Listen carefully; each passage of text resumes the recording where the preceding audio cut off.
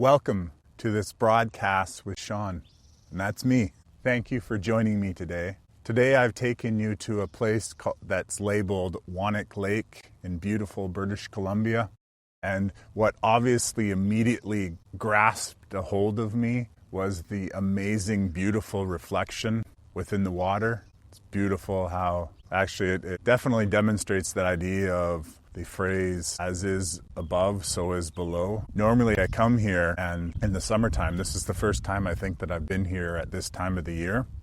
And in the summertime, after all the growth has happened, a lot of the shoreline is all covered up. And so this is the first time that I've noticed that there's a lot more shoreline. And I'm gonna take a walk around the river. Not around the river, around the lake after I do this recording. And I'm interested to see all that I couldn't see when the growth was so abundant. So thank you for joining me today, as I had said. I truly appreciate your attention. I definitely know what I'm about to share with you today is a powerful lesson, because honestly, everything that we go through in the past remains powerful, because as we learn things in our lives, those experiences, those energies, those frequencies, they stay within us. They teach us. They create obstacles from which we learn. And the story that I'm going to tell you today, or share with you today, that'll move right on into something else, is very powerful, and it's definitely shaped me and empowered me. Actually, during my time at acting school, I was drawn to share this story in a performance piece that I created when I was in acting school. Where I'd like to start is, I would say almost 20 years ago now, I had an opportunity to travel up the Lijiang River in China. And the Lijiang River, it was a major river. It's sometimes referred to or spoken in English as the Yellow River. And this is a major route for boats, especially connecting villages that were all along the Lijiang River. When I was living in China, I lived in Shanghai, China for almost 18 months. And when I was there, I had taken a trip down to a village. And then from that village, the idea was that I was going to hike up the river. And it's a very common place for people to hike, I guess. Very beautiful. Some of the nature was just amazing. So my story starts off in the actual town that I had stopped in. See, I'm a fan of an artist. His name is Darren Hayes. And living in China, we don't necessarily have access to the same amount of music. And so, interestingly enough, when I arrived in this town, I came across a store that had a copy of the album. Actually, I say copy, and I really do mean copy. Like China at that time was very well known for copying CDs and then selling them out of stores, often all over China. And so when I arrived in this small little village, to my surprise, I had found a copy of Darren Hayes' new album. And the first track on this album was a song called Darkness. And I had my CD player with me at the time, and I was listening through the songs that were on this album. Now, Darren Hayes is a man who once sang with a partner and they had a group called Savage Garden, and I absolutely love this album. I mean, the Savage Garden's music, almost all of it. Darren Hayes then went off on his own, and his second album, like I said, I had discovered in this little village in a store that was selling these copied CDs. So I purchased the CD and I began to listen to it. Now, as I had mentioned, we had arrived at this small village in southern China so that we could do this walk, this hike, essentially, along the Lijiang River. And we had hired a guide, a local girl. Now, when I say we, I mean I had went with my friend. So my friend and I, we were traveling along this river together, and we had hired a local girl to guide us. Now, my friend herself was Chinese as well, and although she had was able to speak English with me, she found herself talking very often with our guide in Chinese, which was fine for me because I had just gotten a CD and I was really ecstatic about listening to new music, as I hadn't heard anything new from Darren Hayes in a while. And so I started to put this album on repeat. Now, this trek was several hours, like many, many, many hours. And we had also even our guide had also taken us partly on the river, along the river on a bamboo raft. And her brother actually steered or guided, or I don't know if driving is the right word. They had these long bamboo sticks that they pushed into the mud in order to get our raft. So that was the momentum. It was their effort put in. So anyways, as we were on this journey, I would probably say maybe even upstream at times, or maybe it was upstream. I'm not sure if it was upstream or downstream, but while we were on this trek, so this hike as well as this raft portion, down or up the Lijiang River, basically north, I think we were going. We got off and we continued walking ourselves. The idea was that we were going to arrive further up the river or down the river, I'm not sure. But I'm just going to use the word down for now. I think we were going north, is what I believe.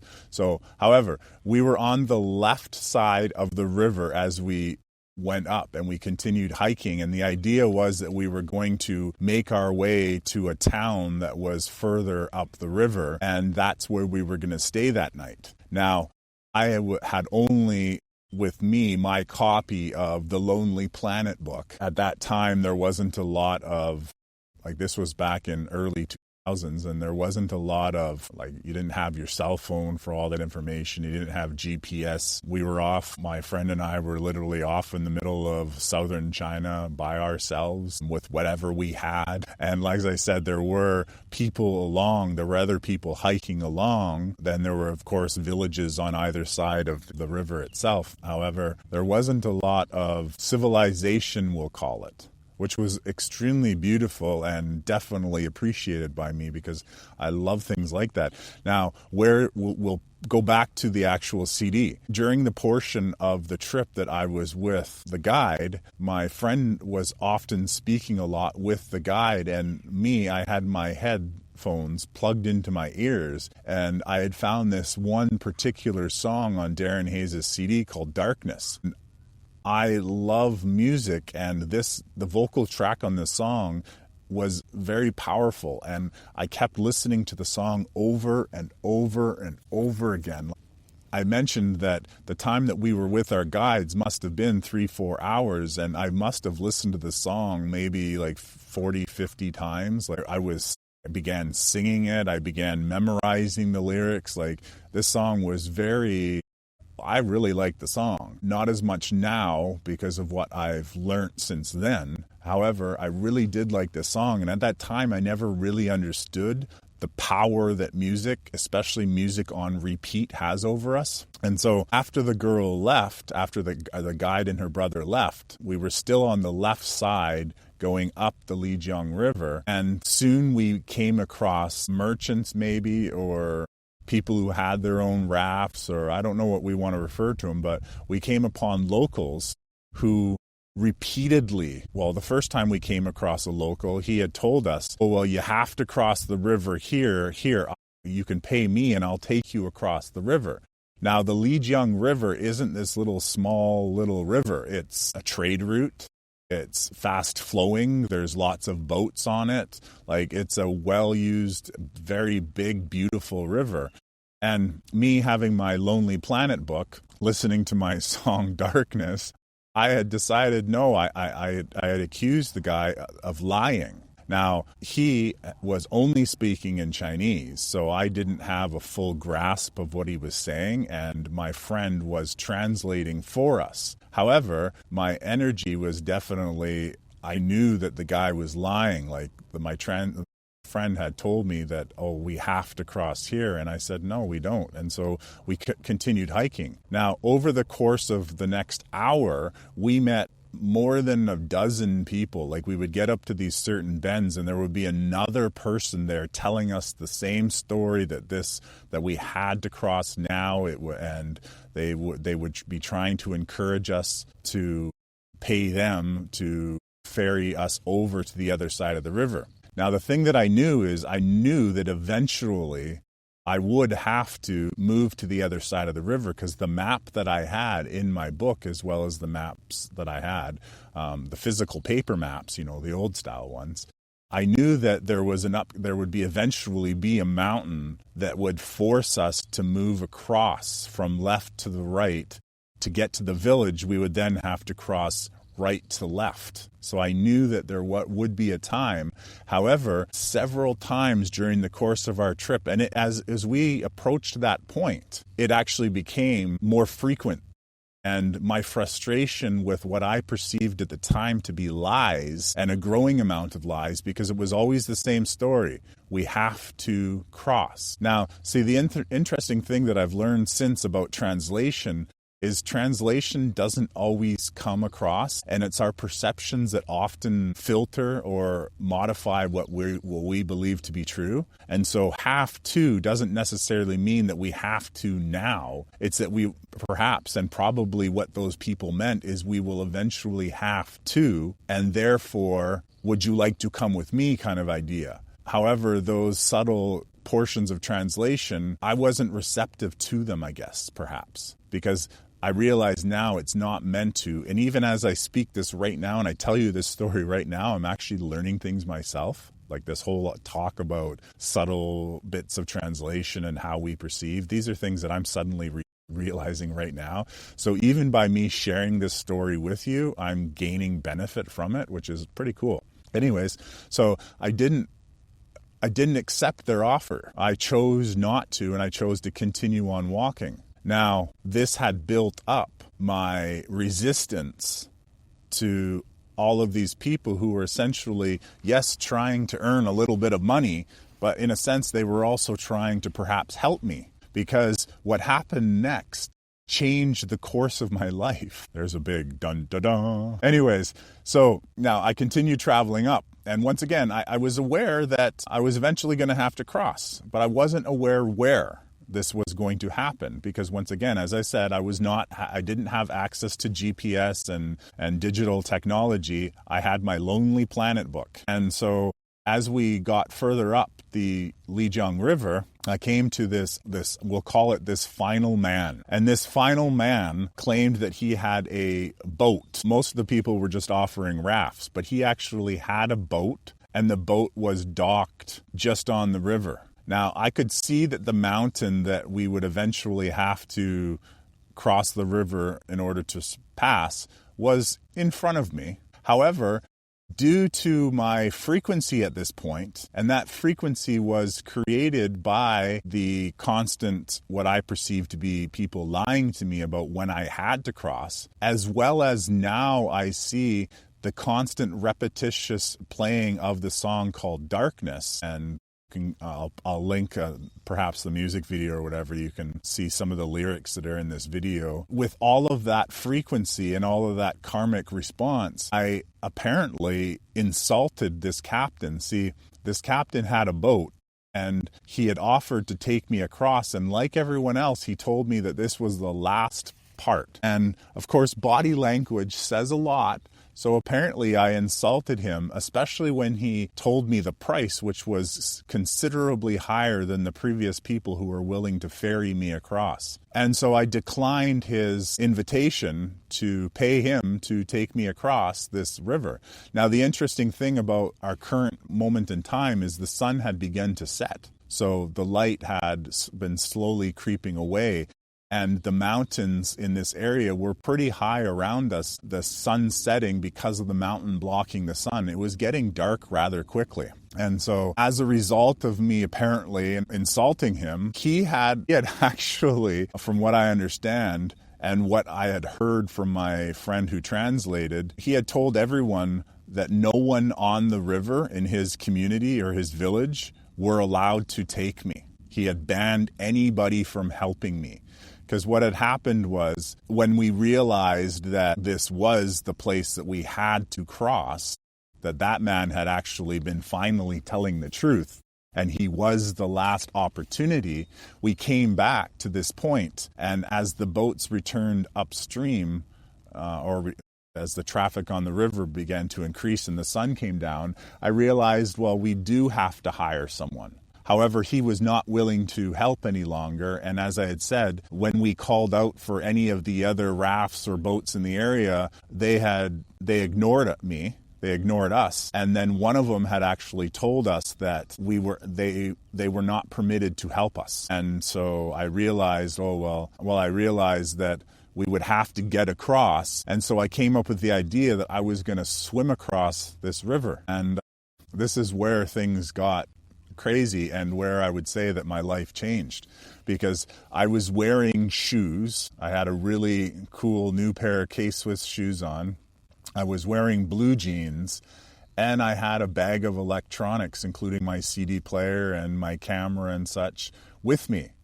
And so I devised the idea of, I took our belongings, my friend and I took our belongings and I wrapped them up in a plastic and I put them on the top of my head. And with shoes and blue jeans, I decided I was going to swim across the Lijiang River while the darkness was descending upon us, while the boat activity in the river was starting to increase. And keep in mind, something very interesting about these boats. These boats are village boats that were guided by lanterns. Some of them actually had like fired lanterns on them, but they weren't your traditional like boats that would have electronics and lights and stuff like that. So they were small village boats. And so I went into the river in this situation with a current in the river, with the traffic in the river. And eventually I had to kick off my new K-Swiss shoes because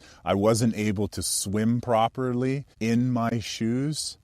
And luckily, so I'm sitting there and I didn't want to put my head in the water because on top of my head, I had my bag and I was trying to balance the bag on my head and I was trying to swim. And anyway, so short story made short, I almost drowned. And the only reason I didn't drown was because my friend had made it across the river, because she was wearing a lot less clothing, like her clothing was a lot lighter. She probably was smart enough to take off her shoes. She wasn't trying to balance electronics on her head. So she had made it across, and she had luckily convinced a grandfather and his grandson who had a raft to come over and fish me out of the river. Quite honestly, I do feel, as I reflect back on them, if that had not have happened, I was potentially drowning. I eventually, I do recognize that, yes, I let go of my shoes, and I probably would have let go of the electronics. I wouldn't have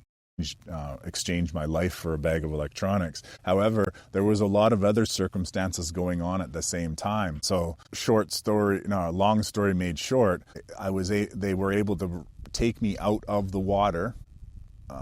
Really traumatic experience. They ferried us across to the other side. I ended up paying a considerable amount of more money to them, which I definitely was full of gratitude in order to do that. And then they helped. The grandfather ended up guiding us through the pitch dark.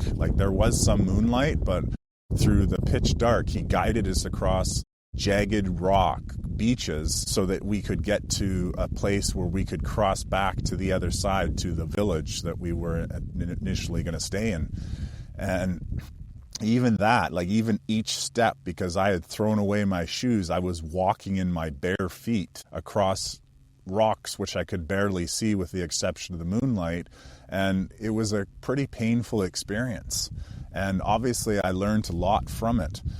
It really did. It taught me a lot about things. But so my friend and I, we got to the town up ahead, and we spent the night there, and it costed a lot more than I originally refused to pay. Now, what I didn't understand at the time was energy, the frequency which we hold, and body language. See, I never physically insulted the man when I told him that he was charging me too much. Like, he took it as, and I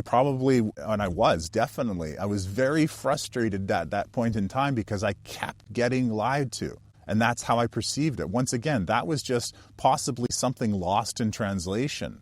But I perceived it as I was lying. And the actual frequency that I was at that time was very dark. The song Darkness is a very dark song. The song itself, like the singer infuses the words, like Darren Hayes is talking about darkness. And this song I had on repeat, so I was absorbing that. Even though I was in this amazing area and I was with these people who were simply making a living, I saw it as something different than perhaps they saw it as. However, my energy was, and I hold myself accountable for this now, my energy was then transmitted into the captain, who then he himself then transmitted that energy, and the whole situation was a great example of how we have energies, we have low vibrational energies in us. Now, we absorb them from different situations that we sometimes aren't even aware of. And music is definitely a place that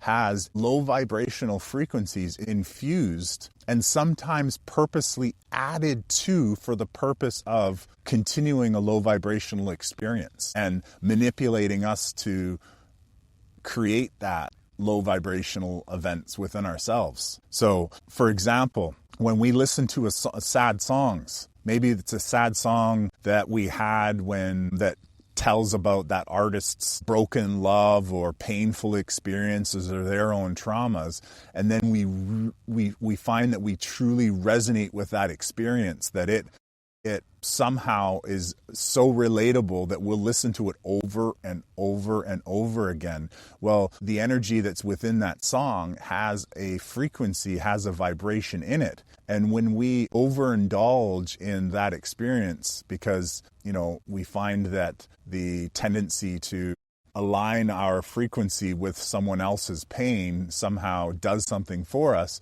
we're actually taking on that energy. And so sad songs about broken hearts, they're easily relatable to because of our own experiences, which is perfectly fine. It's wonderful to share. But then often we overindulge in it. And my grandmother always used to say something along the lines of, what was it again? I wonder my grandmother is trying to mute me right now. Everything in moderation. Often I would listen to songs that they would take me into a certain space. Like I was a salesperson at the Brick, and we had this amazing audio room with Bose and Polk audio speakers, like really powerful, like top of the line speakers. And I would often go in there and listen to these very painful songs over and over again and sing out loud because it was a closed environment. And then my sales would decline because I would be altering and moving myself into a lower frequency due to these songs. And yeah, they definitely affect us. So how I'm relating obviously to the story is that unknowingly I had picked up a song. I had pre-programmed myself for an experience. I had transmitted that low vibrational energy and to all of these different people along the river, and eventually I manifested an experience which almost took my life. And by the saving grace of my friend, she saved my life. There's an eagle in the frame. That is so beautiful out there. Okay, come on, eagle. Back. No, fly back. Oh, it's perching on a tree. Anyway, so thank you so much to my friend who saved my life, and to that grandfather and his grandson who also helped save my life, and to God overall for providing me that opportunity to have that experience, because that truly helped with my humility, and it's an experience that has shaped everything to do with me since. A great example of how an obstacle could be seen as detriment, and how I could definitely tell that story of the captain being this villain of the story, However, it was all on me. Now I see that in the event that I created. So I want to close this talk with a little bit about music overall. And I had learned from Kevin Trudeau about the value of Baroque classical music. Is that he explained to us that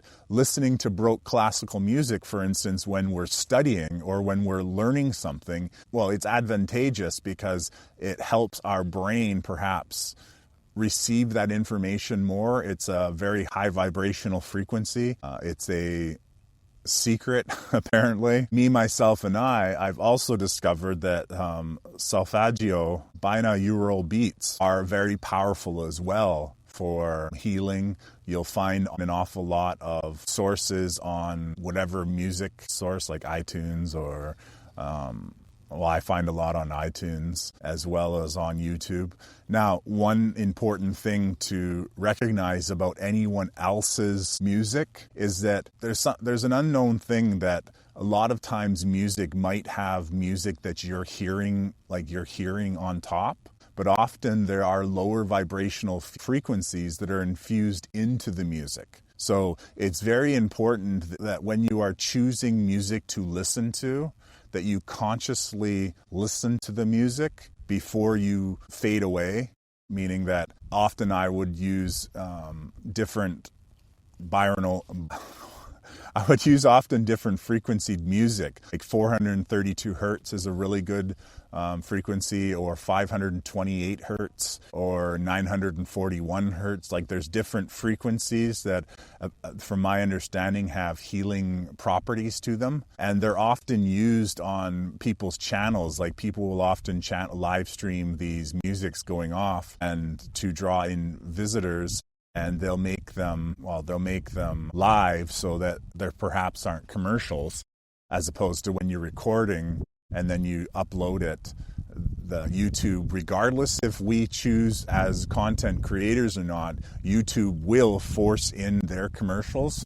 And so when you're sitting there sleeping, you're also absorbing those commercials within the music. So anyways, be cognizant of what you're listening to, because they can infuse frequencies of a low vibrational nature into music.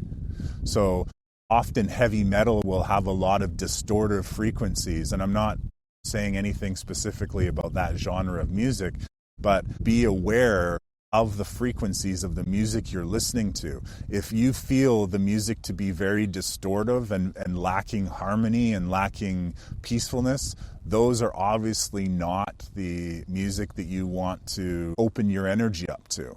As we learn healing, we're going to see that music itself has been used in a way not only to indoctrinate us with repeating sad narratives over and over again, they've also been used to get us to listen to large amounts of distortion, not only through the obvious music that is being played, but also through the additional frequencies that underline the music themselves. It's very similar to when I was younger, we would go to drive-in movie theaters, and there was someone who had discovered, and it was become popular that they were putting in subliminal messages while they played the intermission. And they were putting in frames in between frames, and so you couldn't see them, but they were encouraging you to go buy a hot dog or go buy something. So you were sitting there watching this intermission video. All the while, every X number of frames, they were putting in frames of go buy a hot dog, and this was discovered. That's kind of how I see the same sense as the music is. The music might sound very beautiful, however, there's other things sometimes there. So it's important as you develop your intuition that you listen to your intuition. If your favorite song doesn't jive with you anymore, it's perfectly okay to let it go. And I've done that with an awful lot of music. I, at one point in time, had over 20, 30, 40,000 songs. I was really into music. I loved when I found an artist I loved, I wanted to go know everything about them. So I would download all of their whole discography, and I would peruse through it and find songs that resonated for me. yeah, at any point in time, I would create playlists. Like, I really loved my music. And when I discovered that our music, a large majority of it was hijacked, I suddenly deleted tens of thousands of songs. Like some of my favorite artists, Tupac Shakur, Eminem. Well, anyways, I'm not going to go into a whole list of names. Like, I deleted their entire, every single song that they ever made is now gone from my computer, because I started to realize, and it wasn't just rap music, it was also other genres as well.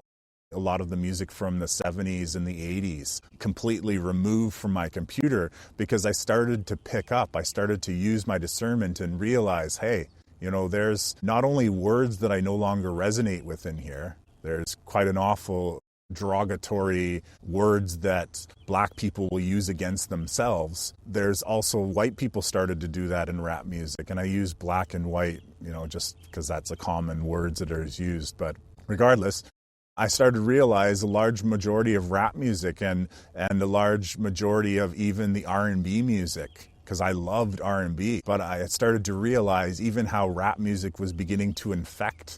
And I say infect because the distortive harmonic frequencies, the different bass drums that were being used, the digitalization of music as opposed to real instruments playing it started to get into there. And R&B suddenly wasn't necessarily R&B anymore. Now I still do listen to a few songs that I really love, like Melvin Riley and Keith Sweat, Tony Rich Project. Like, yeah, there's a lot of old Boys to Men, a lot of music that I do still resonate with. However, I would really love them to re-record them perhaps in modern day without all of the what was in there at the time.